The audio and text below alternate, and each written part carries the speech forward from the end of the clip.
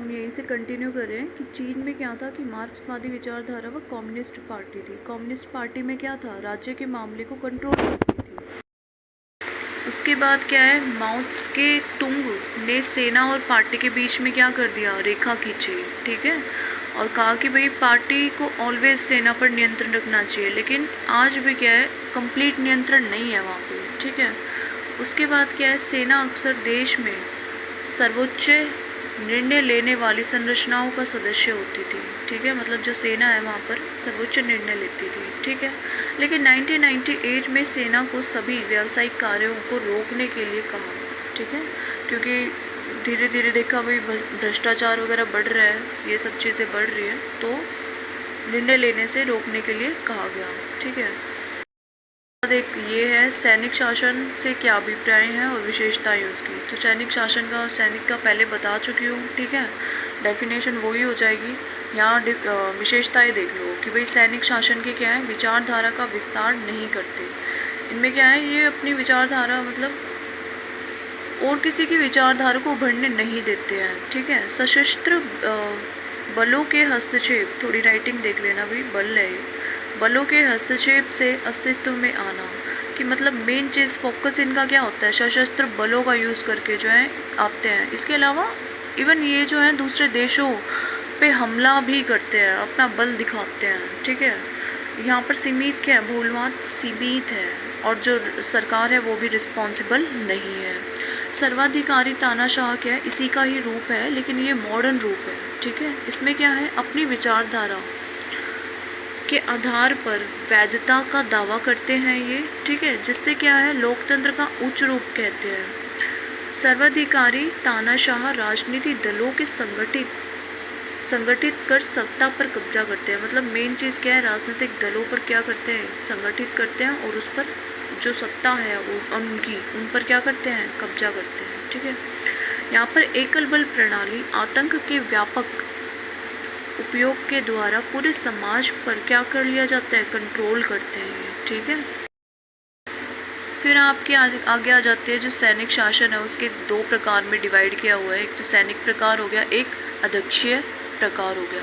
सैनिक में क्या है, सर्वोच्च नीति बनाने वाले अंग में जो है 3 सेनाओं के जो प्रमुख हो जाएगा, जल थल वायु सेना जो है उनके अधिकारी आ जाएंगे, ठीक है, कि उनके अधिकारियों के हाथ में जो होती है कमान होती है। इसके अलावा जो पार्टियां या विधानसभा जो है, बाकी जो चीज़ें मतलब जो उभरी हुई हैं उनको दबा दिया जाता है, ठीक है। इसके अलावा हम यहाँ बात करेंगे अध्यक्षीय प्रकार की, तो सेना सहायक की भूमिका निभाती है। जो सेना है वो यहाँ हेल्प की भूमिका, और यहाँ पर हेड है वो, ठीक है।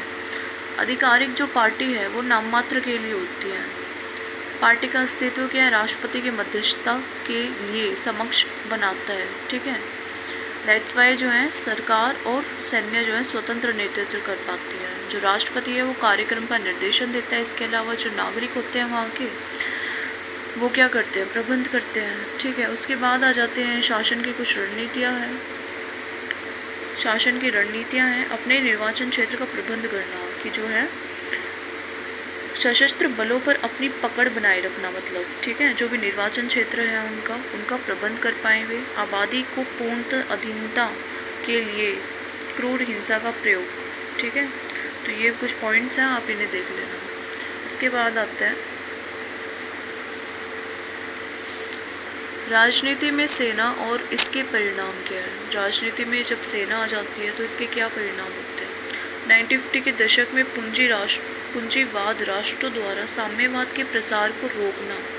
तो हम बताएंगे भाई, पहले जो है आप देखोगे भाई सेकेंड वर्ल्ड वॉर हुआ था, उस टाइम पे क्या है, अमेरिका में पूंजीवाद था, साम्यवाद जो है किस में था, ये साम्यवाद जो आपका रूस में था। तो किस तरीके से जो पूंजीवाद ज़्यादा स्ट्रॉन्ग हुआ, धीरे धीरे इसका पतन हो गया था, वो चीज़ आपको इसमें देखनी है।